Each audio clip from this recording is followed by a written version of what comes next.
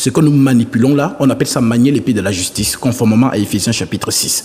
Vous prétendez avoir l'épée de la justice, je prétends avoir l'épée de la justice. Alors, il est écrit.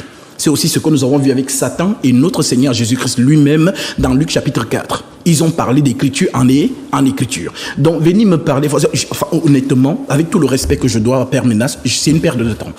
C'est une perte de temps. C'est-à-dire que le débat, pourquoi je vous dis, je ne sens pas, je pensais que ça allait être peut-être d'un autre niveau, mais quand je dis qu'il n'a pas le niveau, ce n'est pas pour le rabaisser. C'est lui qui ne comprend pas ça. Ce n'est pas mon niveau. Touchons les Saintes Écritures, entrons dans les Écritures. Nous prêchons avec les Écritures. Je vous ai pris ici, vous dites, et c'est incroyable, qu'Ésaïe a fait une erreur. C'est incroyable. J'ai pas dit l'erreur. Vous allez revoir, on va repasser. Non, les caméras sont... Quand il écrivait, il ne se rendait pas compte de ce qu'il écrivait. Non, c'est ce que en toute manière, on va rambobiner et ils vont vous donner l'extrait.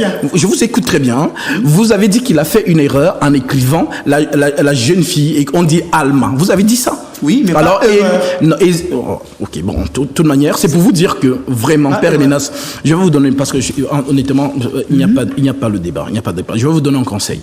Vous me faites penser à l'apôtre Paul. Je vous assure.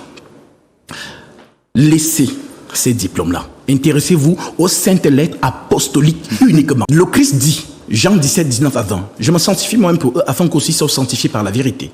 Et ce n'est pas pour eux seulement que je prie, mais encore pour tous ceux qui croiront en moi par leur parole. Amen. Corrélé à 2 Thessaloniciens 2,15. Ainsi donc, frères, demeurez fermes et retenez les instructions que vous avez reçues, soit par notre parole, soit par notre lettre. Les épîtres sont là. Vous êtes toujours en train de dire que non, c'est le Vatican qui a compilé les livres. Amen.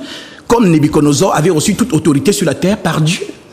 Dans le Vatican, c'était une puissance. On ne va pas revenir ici sur l'histoire du Vatican avec justement Justilien, ainsi de suite. Nous n'allons pas revenir dessus, mais pour vous dire que laissez un peu de côté vos affaires de théologie, tout ça là.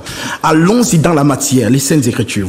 C'est là où je dis vous n'avez pas le niveau. Aucun prêtre dans le monde ou évêque ou quoi que ce soit ne peut débattre avec moi à la lumière des Saintes Écritures. Parce que lorsque un enfant de Dieu nous écoute, je vais parler par l'Écriture et il dira Amen. Vous allez philosopher